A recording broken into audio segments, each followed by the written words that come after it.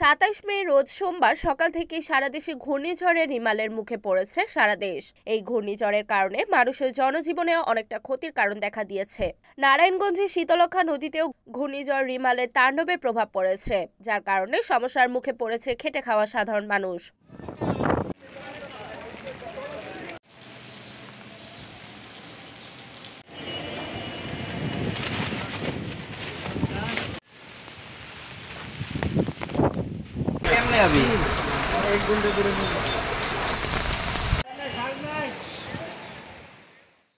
সকাল থেকে ট্রলার এবং নৌকা পারাপারে যাত্রীরা চরম ভোগান্তিতে পড়েছে, কারণ নদীর পানির স্রোত এবং বাতাসের তীব্র গতিবেগের জন্য ট্রলার এবং নৌকা বন্ধ ছিল।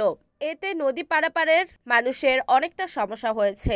অতিরিক্ত বৃষ্টির কারণে দেখা গেছে শহর বা এলাকার রাস্তাঘাটে পানি জমে গিয়েছে, যার কারণে মানুষের হাঁটার পথ চলাও অনেকটা সমস্যায় পড়তে হয়েছে। সকাল থেকে বৃষ্টি এবং বাতাস, যার কারণে এলোমেলো হয়ে গিয়েছে অনেক অঞ্চলের মানুষের বাড়িঘরও। অবশ্যই সারাদিন তো বৃষ্টি হইতেছে, আমরা তো কাজকর্ম করতে পারতেছি না, দোকানপাট খুলতে পারতেছি না, খুবই তো অসুবিধা। কারণ দুর্যোগ আবহাওয়া, কিছু করার নাই, সব আল্লাহর উপরে ভরসা। আল্লাহ যা করে বান্দার মঙ্গলের জন্যই করে, আল্লাহ যা ভালো বলছে সেটাই হোক।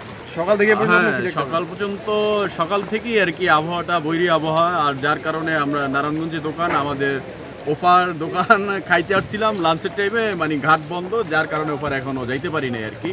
অন্যের মাধ্যমে আর কি দোকান বন্ধ করে রাখছি, ঘাটে দাঁড়াই রয়েছি যে ওপার যাব, কিন্তু কোনোভাবেই সম্ভব হচ্ছে না যাওয়া নেই, যার জন্য আর কি আমরা ওপার আর যাইতে পারতেছি না, এখন এপারই আছি আর কি বর্তমানে। আবহাওয়ার যে পরিস্থিতি, আমার মনে হয় না 2-3 ঘন্টা এটা কমবে, যে ঠিক আছে এটা আরও মনে হয় বেশি কিছুক্ষণ থাকবে, এটা আমাদের ধারণা আর কি।